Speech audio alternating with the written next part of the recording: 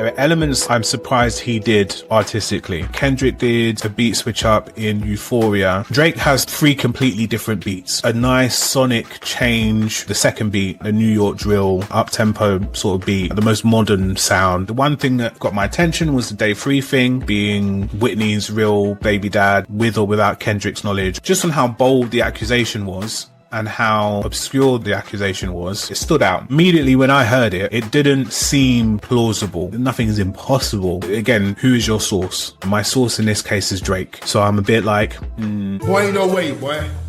Boy, ain't no fucking... The Whitney Kendrick domestic stuff, seemingly baseless. It's still something that you've heard about in the past. Day 3 thing was completely left field. The flip side of the surprising things that Drake chose to do, but it's also not surprising because it's Drake. Oh, there's a big surprise. That's an incredible... I think I'm gonna have a heart attack and die from that surprise. The most gangster thing you can do is get your mum involved. Mommy! Not the same as getting grandma Not keeping involved. it gangster. Yeah. No, so if you get grandma involved, that's some G shit then. Yeah. Them's the rules. Going down. But your cool points, just like rap, hip hop etiquette, especially battling, you just don't involve your mum. But anyway, Mommy! If we're going along, even with like the joke of it, yeah, his mum comes on the track, his white mum, and she says, maybe this time you shouldn't say. So what was she gonna say? Exactly, yeah. The thoughts crossed my mind many times. It's like, what's the rest? Well, we're waiting. So ill-advised. There's so much wrong with it. Hey, son, maybe this time you shouldn't. Nigga, fuck you, mom. Come on, Mom. Shit, I'm moving as fast as I can. Shit.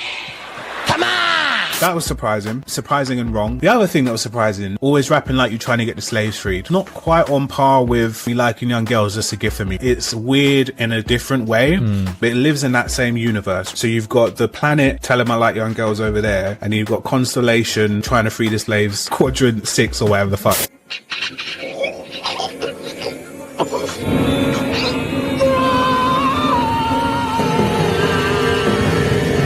Why was that a line?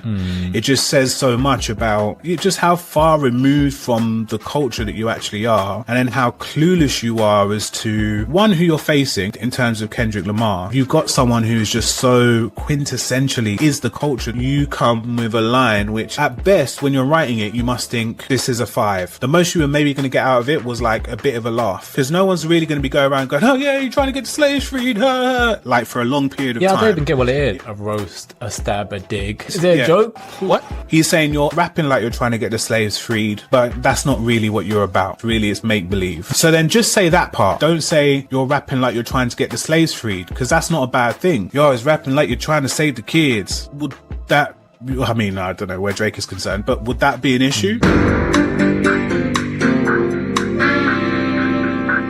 Oh, you're rapping like you're trying to save your grandma.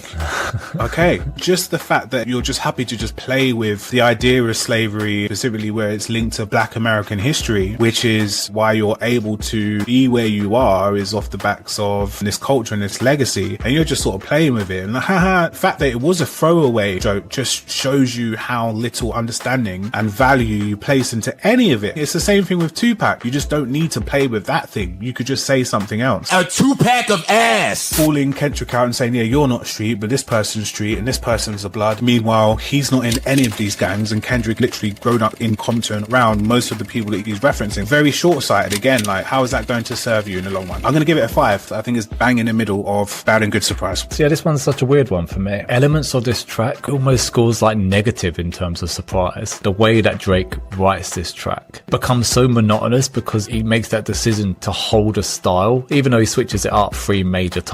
At first, you're kind of hit by it. You're like, oh, this is fucking cool. But then he just like overdoes it. I'm so beyond surprised. Like, I know what's coming. You're just going to keep doing that, ain't you? You're doing that, Drake, and yeah, you're going to keep doing that. You can't keep getting away with it.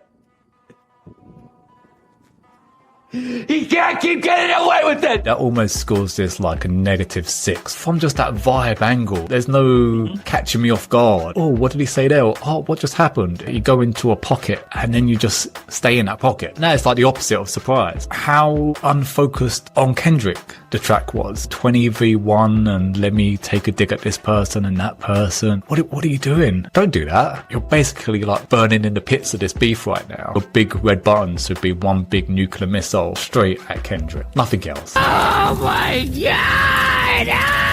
Sizzle Beats, Johnny. Maybe you want to turn those powers off for a little bit? I'm good.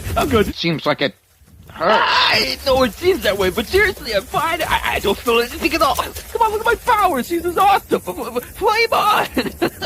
I was really trying to keep it PG. That is PG Lang. He's saying I was really trying to keep it focused on Kendrick, but I have to do this because it's 20v1. Of course, you've got to do it, innit, Drake? Yeah. You've got to do it. Of course, pal. Whatever you think is best.